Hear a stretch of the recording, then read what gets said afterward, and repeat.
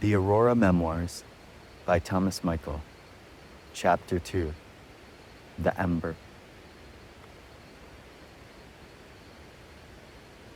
So much of my psychic intuitive sensitivities were still heightened. Much of my experience most people would liken unto a psychedelic trip. I would many times be hanging out in my playpen with my mother and father. They might have friends over, or perhaps a TV was on. As those around me would speak, in my mind's eye, I could visually see the imprints of the origin of the energy within them. Beyond this, I could feel whatever energy or emotion or sensation the words were emanating from. Oftentimes, this might be a painful memory stored within the person's psyche or nervous system, one their conscious mind was completely unaware of. Imagine for a moment someone saying, "I love you." One of the most precious phrases a human can hear or say in this life. Waiting to hear back the response all beings wish to hear in return. Only when I would hear these words, sometimes, like a lightly faded scene of a movie, I would be able to see the memory of their own wounded inner child, feeling abandoned, longing for a moment of connection that they never got. As my identity was forming, my brain learning the ways and language of this world, this was a stark contrast to a place where we would sing worlds into being from pure life. Feeling the dissonance between the intended meanings of the word and the place from which the person that they were coming from was world-shattering, to say the least. What was even more impactful for me, still being connected to Aurora, was witnessing the weaponizing of words, whether conscious or unconscious. Seeing how these words carried the pain of these imprints and then inflicted those energies into both the world and the aura of the other person, like a frequency virus being passed along, only to later affect and inflect more of what it would come in contact with as it grew.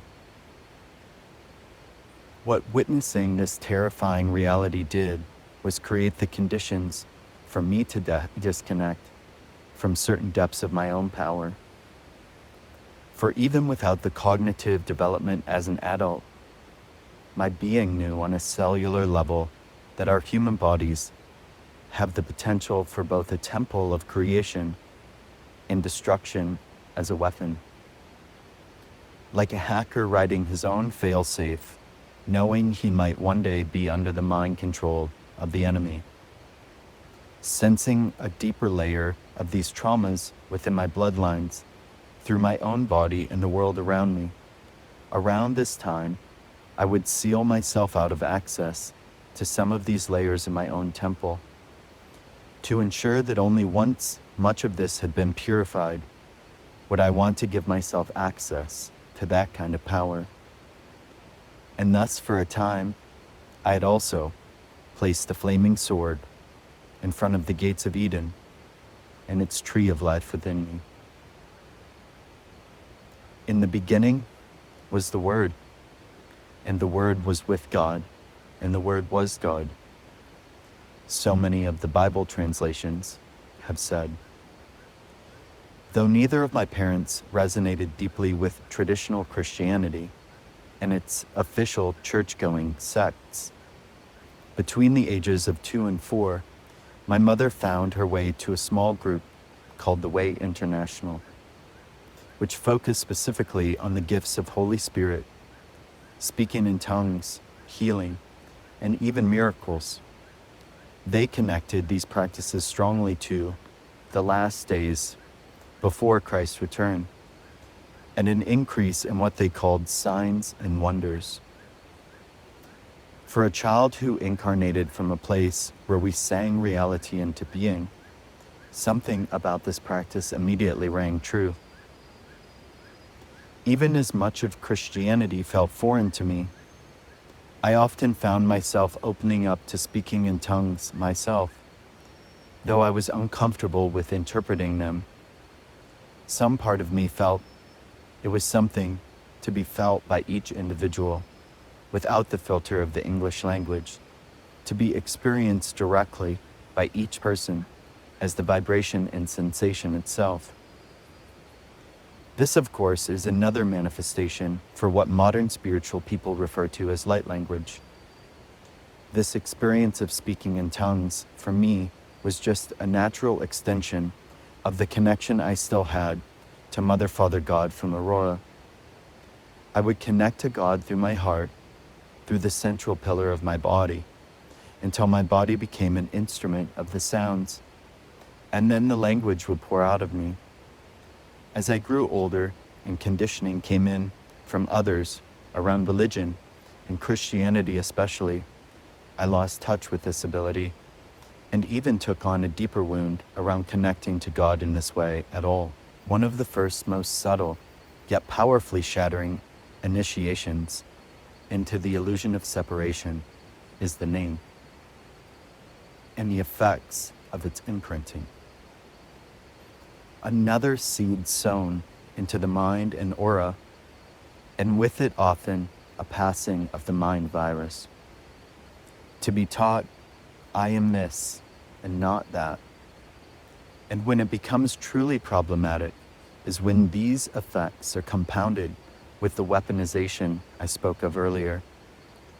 Words charged with emotion, to have one's name said with shame or anger, or to witness another person or object named in this way. I remember one time as a child reaching for something my mother didn't want me to touch. I could feel the fear and anger rising in her as my hand moved towards it.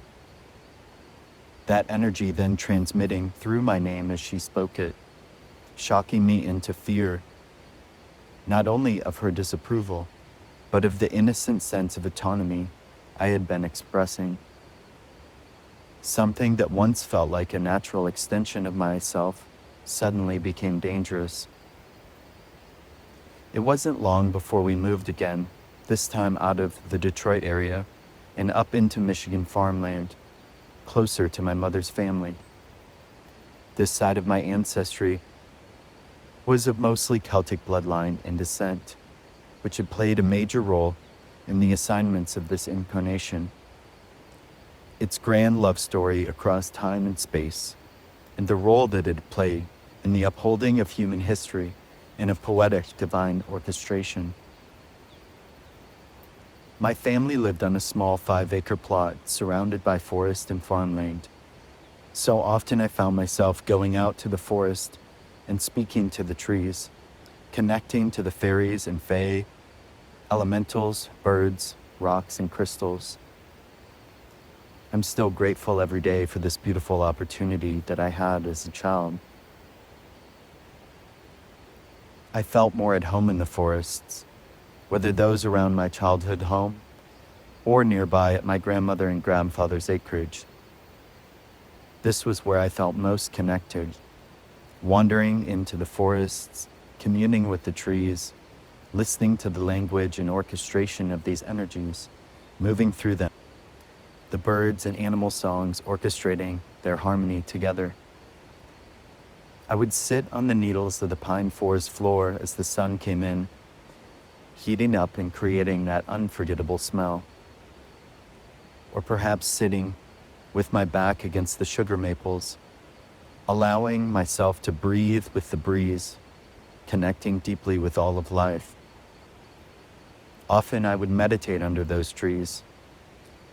The energies I would experience in these moments were the closest things that I often had to the form of connection and communication that I remembered from Aurora. The cosmic giggle, once again still echoing out, which would later reveal itself as the living out of simultaneous lives within just this one. Although it didn't make a connection until later in life, this childhood home on a road named Murray Road. If you break this down, of course, this harkens back to the Mu, Ray, with connections to many of my past lives in Mu, known as the Mother of Lemuria. Key connections, of course, that would unfold later on in my life and in this story. This depth of relationship with the forest would ebb and flow throughout my life, but would dwindle as I grew from a child to a younger adult. When video games really hit the scene, so much shifted in Midwest culture. Both my best friend and older cousin were really into them as soon as they came out. The social influence of both, along with the bright colors which were particularly entrancing to someone who from a realm of liquid light. Aurora had its own luminosity, and these digital colors, as crude as they were by comparison, still carried enough of that frequency to hook something deep within me. I remember the first time seeing Space Invaders game on Atari at my older cousin's. I wasn't much into it, but then my best friend got Mario and Duck Hunt on Nintendo. I got dropped off at his house one day, and he was pointing a plastic gun at the TV, pulling the trigger, and those little ducks on the screen were falling down. He said, "Here, you try." I was quickly sucked in, and I would be up late at night playing for hours during sleepovers. Soon after this, by the time Street Fighter came out on Super Nintendo, a great part of my attention and connection to the forests had faded for the drug-like rush and competition of the games. Looking back, I can see how perfectly designed it all was, not necessarily by sinister intent, but by the accumulated momentum of a culture that had long since forgotten what the forest was actually for. Without a deeper validation of what I was experiencing in nature and my psychic intuitive abilities, the dream and illusion of society and the identities that came with it began to become more solid. The love, connection, and reality of natural world began to fade more and more. The creative life force that I had adapted to feed the realities given in cartoons, action movies, and were enforced by modern schooling. Years later, I got into the science of brainwave states. How when we enter into the trance of alpha state, it allows our DNA to receive visual and emotional imprinting. Between the games and cartoons, the depths of my available consciousness began to drown in these digital realities. These influences had a way of shifting my relationship to the forest to become more about its utility, dampening my sensitivity to the deeper layers of communion with both nature and my body, which of course ultimately are one and the same. Where once I sat with my back against ancient willows, or dancing with the web of life, I then sat back against the gaming chair, controller in hand, or battling characters on the screen. My grandmother's and my connection to her were one of the most profound and instrumental relationships in my upbringing. Coming from my mother's side, she was, as far as I was aware, 100% Scottish in blood, and still retained a deep connection to ancient Celtic lore, a fascination with trying to understand and study what might be available to her despite the decimation of the spirituality and culture in those lands and traditions. She was extremely interested in researching and finding out the origins of our clan and bloodline history, and we deeply connected on this note. She had a couple of books with stories on Celtic folklore that I found myself diving into often. My grandmother was also a painter and very artistic, though not extremely vocal about it. You could just tell in her bones that she retained a deep connection to the land and the spiritual qualities of life. She was a beautiful artist, and we would connect on her encouragement of my interest in art, drawing, and painting, which flourished early on in my life as well. Most notably, she would love and encourage my connection to nature. Her favorite things to paint were trees and different nature scenes, and she keenly saw my connection to the trees. One of the most beautiful things she pointed out early in my life, seeing my depth of connection to the trees, was to point to them and say, "You know, every single tree has a face on it." And still to this day, if you look to the trees at the right angle of light, you can find the face in the arcs and angles and the shadows of how the leaves play. She would often hide these faces in the leaves of the trees that she painted. When we would connect about our Scottish heritage, I somehow always felt a deep connection to Native American ways and traditions. Although supposedly on the surface, my family wasn't aware of proof of Native American heritage in our background, there were often whispers and stories of the potential of it being in the family, hidden further back. But in the depths of my soul, as I would hear and read the stories in school or encyclopedias, or see the artwork, I felt a depth of ancient connection. Perhaps just a similarity in our Celtic lineage that I didn't quite understand as a child. As soon as I was old enough to find myself being surrounded by other children regularly outside of my family lineage, daycare, kindergarten, or preschool, I quickly found myself reminded of knowing from somewhere deep within my being that I had only one true beloved, or a counterpart in this life that I was seeking to find, an intuitive recognition of someone specific that I was searching to reconnect with. The way that I recognized this, even at a young age, was that when I would meet a certain girl, they would trigger some sort of energetic familiarity in me. Although I didn't know what sparked it, looking back, it was perhaps a similar look or a feeling, a soul fragment, or a genetic background. When I would meet them, I would become rather entranced or infatuated, feeling this sense of something missing, longing to be fulfilled in the connection. As the relationship with this person would play out in whatever form, it would often be very challenging for me to let go of thinking and feeling that I wasn't destined to be with this person. If they didn't return these feelings, I would find it heart-crushing and devastating, solidifying my wounds and longing, even at a very young age. The intensity of this love often made no sense to the girls or women that I would encounter as I grew older. Most friends and family also had no frame of reference for the depth of what I was experiencing. Looking back, this intense dynamic made much more sense once I gained back the deeper layers of my memories of Aurora and the abrupt exit that ensued. It was about this time in my life that I gradually started to become aware of this burning ember within the depths of my heart. The more that I moved forward into the traumas, programs, and conditions of the illusions of separation of the human identity, the personality, and the story, the more I started to become aware of the burning and smoldering of this ember. This ember was many things.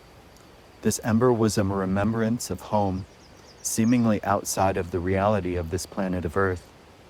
This ember, in the same way, an ember of a sacred fire longs for more fuel, to reconnect, or to be fueled by the larger fire and more embers. This ember was also a longing and a remembrance of my one true beloved in Aurora. This ember, as I moved forward, started to serve as my compass and my guide. There were certain things that would activate and fuel this ember, as if the ember itself was a seed of a star planted in my heart before I arrived. As I would move forward with my life, I would have an awareness of a frequency resonation with a particular person or a place or something that would in some capacity grow and fuel the burning of this ember, igniting it to a greater capacity. The next major event that I can recall that would play a massive role in solidifying the illusionary human identity, the strike and personality disconnection from Aurora, along with some layers of my psychic intuitive abilities, took place around the second grade. During this era in the Midwest education system, it was a common practice to teach children cursive writing. The etymology hidden in the name itself, cursive writing, should provide clues to the reality of what was actually happening in this process. We would be forced to use this specific type of paper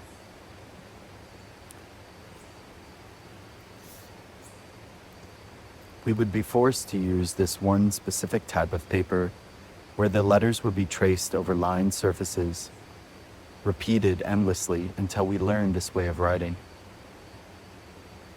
It would be years before I discovered why I had felt so deeply about this, even the justification of my anger.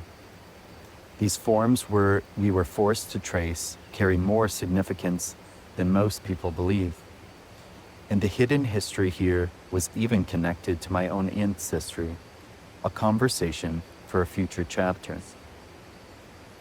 I remember one day in particular, sitting down at my little ceramic desk, gray recycled paper pushed in front of me with its pre-etched forms. I felt so much resistance, but I was forced to learn. My teacher said, "If you don't learn this, you won't pass this grade." As I sat there, I felt this part of me that still remembered Aurora, the ability to paint reality into being with my voice in real time, the depths of psychic intuitive communication in the liquid crystalline plasmas, this dance and this oneness. As I put my pencil down to the paper, I thought, what an absurd and archaic form of communication. Why do I have to learn this when I could read and sense another person's emotions, thoughts, or feelings? When there is such a much more evolved and advanced way of creation and communication. It wouldn't be for many years that I would return to this wound and imprint. It left a deep scar in my psyche. So much inner work within my genetics and psyche to clear these painful programs and imprints. But like all great wounds, when tended to, it rendered a profound medicine. This inner work led to a massive awakening later on in my life, providing a master key to the reason, purpose, and mission for my incarnation here in this reality. The cursive wound, the moment when the organic flow of consciousness was forced into rigid, destructive patterns, would become the very doorway through which I would later rediscover the authentic codes of creation that had been systematically programmed out of human awareness as a whole.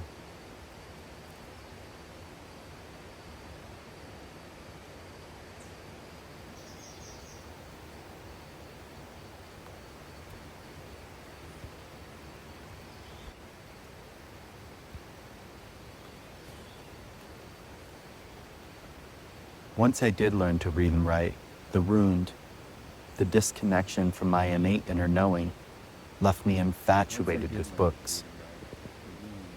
My parents had an incredible library for a small Midwest household, one that I was very grateful for. I would dive into all of those books, different mythologies, religions, spirituality, and deeply interested in reading the Bible. As I would read the Bible, though, certain things would just feel off, as they did with many other things. And I would ask my mom sometimes to clarify. I remember one time in particular, it was a midday afternoon, after lunch, the time I like to lay down and digest and spend some time reading. I hopped off the floor where I had been scanning the pages of the Bible, and onto our forest green, lazy boy couch. I said to my mother, "So God is omnipotent?" "Yeah?" She nodded. "Also omniscient?" "Yes?" She nodded. "And also omnipresent?" She nodded. "Well, then that means that we're all God." And she said, "No, it doesn't work like that." It was at that key moment that I knew something was majorly off in this world, in this reality. Slightly perplexed, I walked outside to sit with this. This was one of the greatest ignition points for my need to truly figure out what was going on in this reality. And it would be a major addition to the burning ember to come to a depth of seeking and figuring out what was going on and felt so oft, and what I was truly meant here to do. I would read stories of Christ and instantly felt a recognition, a resonation with his energy and his life. Even at a young age, I would read the stories of his life and feel that I was here to take a similar path, to go through things very similar to his stories in the New Testament. Yet at the same time, something didn't feel quite right about a number of the things that I read. Around the time that this ember began to be sparked by these recognitions, I had one of my notable first spiritual initiations. Having returned from hiking in the forest behind my grandmother's house, I sat on the steps of the back porch, looking out into the backyard, and looking across to the yard next to the barn. Out of the bushes, I saw a mountain lion. A mountain lion. Now, mountain lions aren't something that are very common in mid-Michigan at all, if ever. And I saw the mountain lion, and I was entranced, but also frozen. I felt the depths of the power in this key moment and wanted to share it with my family. So I did my best to quietly sneak inside. And when I returned, of course, the mountain lion was gone. But I will always remember the initiation of this moment and the medicine and energetics of the mountain lion. Its connection to self-leadership and stalking power alone in quiet places. This would reveal itself very quickly in my life after that moment. I spent a great deal of time in my grandmother and grandfather's house when I was growing up, about 7 miles away from where my family lived most of the time. My younger years were spent going back and forth between exploring the forests and the upstairs attic of the house. My grandparents had bought the land bare in the early 1900s and added the old grindstone home, made from hand-cut stone, grindstone, city grindstone. It's quite a marvel nowadays, even considered a historical landmark at this point. As I would wander upstairs, frequently exploring the boxes in storage that rotated different items from various members of the family, my biggest fascination, as in my own house, was the bookshelves. Most of the books on these shelves were of no interest to me in younger years. Novels too old, titles like Gone with the Wind. So I spent most of my time looking through my grandfather's books on different animal, bird species, rocks, minerals, crystals.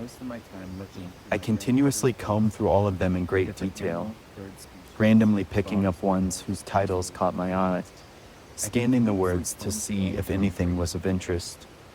This took place over many years and led to one of the biggest initiatory moments of my earlier years and perhaps my life.